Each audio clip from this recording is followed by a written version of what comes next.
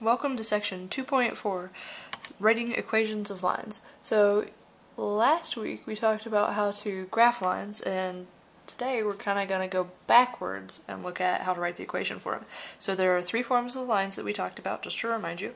The first kind is slope-intercept, and that is y equals mx plus b. So notice the y is by itself and everything else is on the other side. So I'm going to write that in parentheses over here. Y is by itself. That's how you can tell it's in slope-intercept form. M stands for the slope, and B stands for the y-intercept.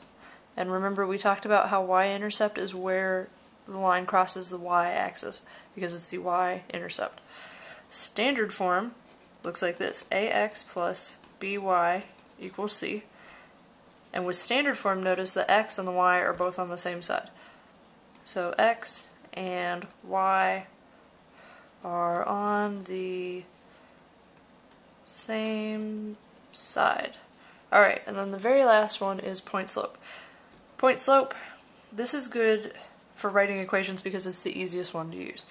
So here we have y minus y1 equals m times x minus x1.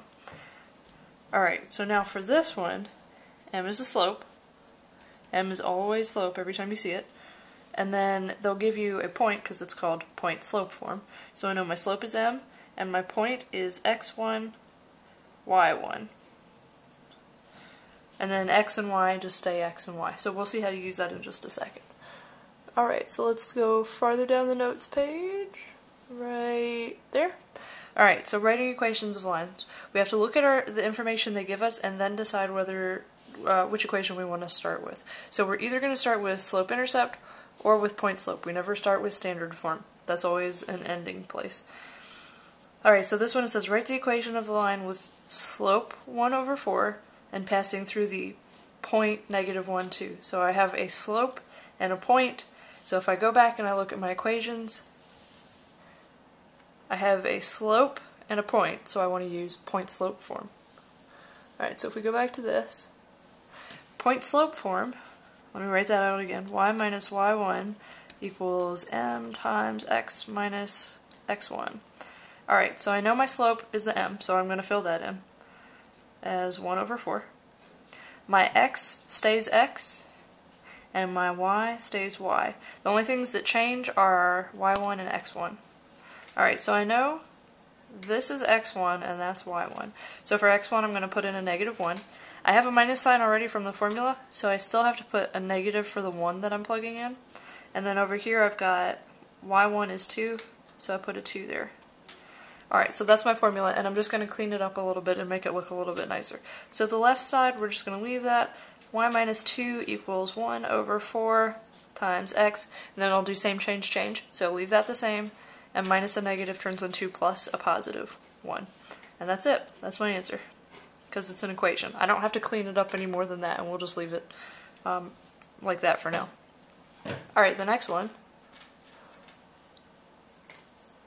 There we go, down to problem number 2. Says that we can write the equation of the line with a slope and a y-intercept. So they tell us the slope is 2 over 5 and the y-intercept is 2. So they gave us a slope and an intercept. So we want to use slope-intercept form, which is this one, y equals mx plus b. So whatever they give you, it's in the name of the formula, so it tells you exactly which one to use. Alright, the slope is 2 over 5, so remember slope is m, and y-intercept is b.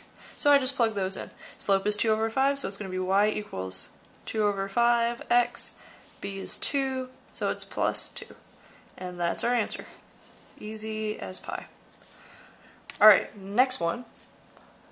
They're going to try to trick us a little bit. They make it a little bit harder by using some vocabulary here. So write the equation, yeah, we know that's what we're doing, with slope negative 2 and passing through the origin. So now we have to remember from Algebra 1 what origin means. And I remember that origin means the point 0, 0. Alright, so I have to go back. I know they gave me the slope, so now I have to figure out, did they give me the intercept or did they give me a point? And this one, it's both. They gave you the intercept because they told you where it's crossing the y-axis at 0, and they gave you a point.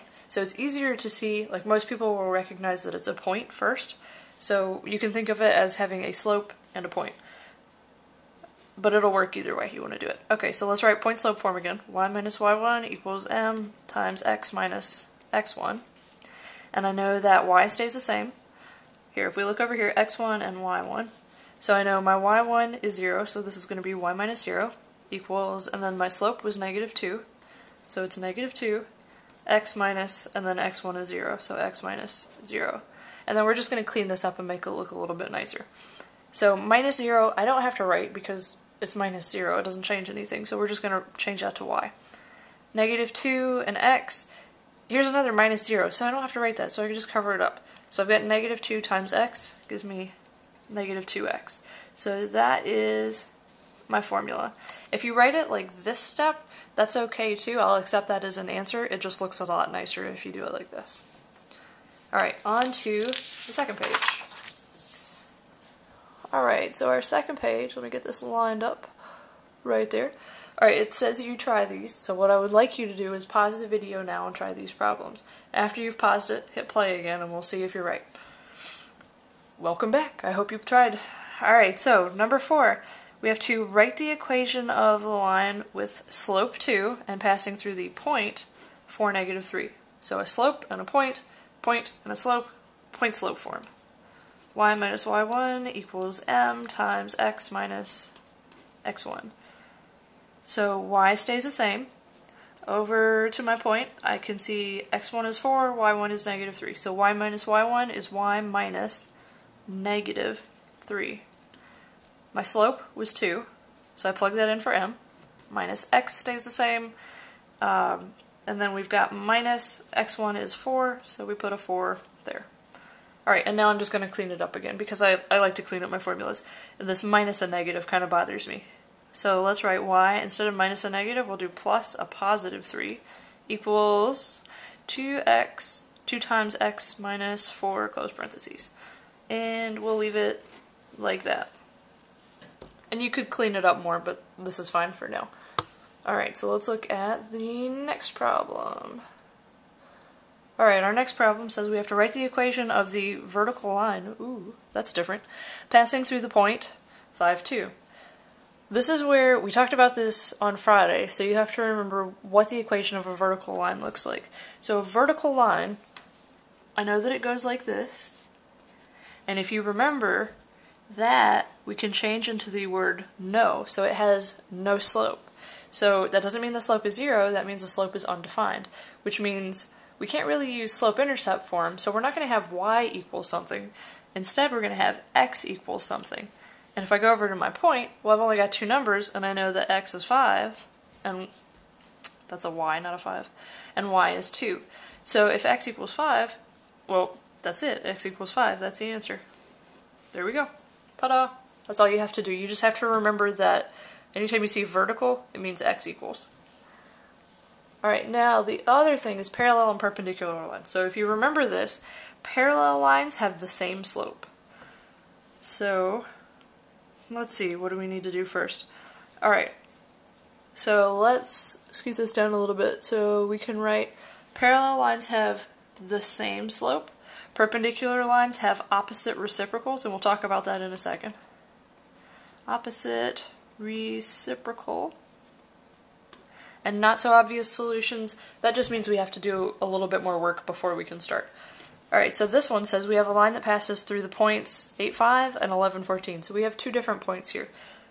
So we don't have a point-point formula, which means we need to have something else. So if you think about the names of both of the formulas that we had before, we had point-slope,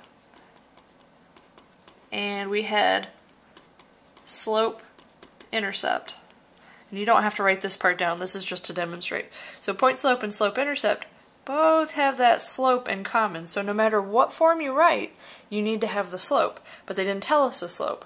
So if we think way back to the beginning of chapter 2, the first thing we have to do when they give us 2 points, we have to find a slope. So we know, or we should remember, that the formula for slope is m equals y2 minus y1 over x2 minus x1. And now my points, I'm just going to label them so I can keep track of which one's x1 and which one's y1. Alright, so that's x1, y1, which means that this point has to be x2, y2. And so I'm just going to plug those into this formula and see what our slope is. So my y2 is 14, minus y1 is 5, over x2 is 11, minus x1 is 8. So 14 minus 5 is 9, and 11 minus 8 is 3, and then if we simplify that, 9 over 3, 3 goes into 9 3 times, so our slope is 3.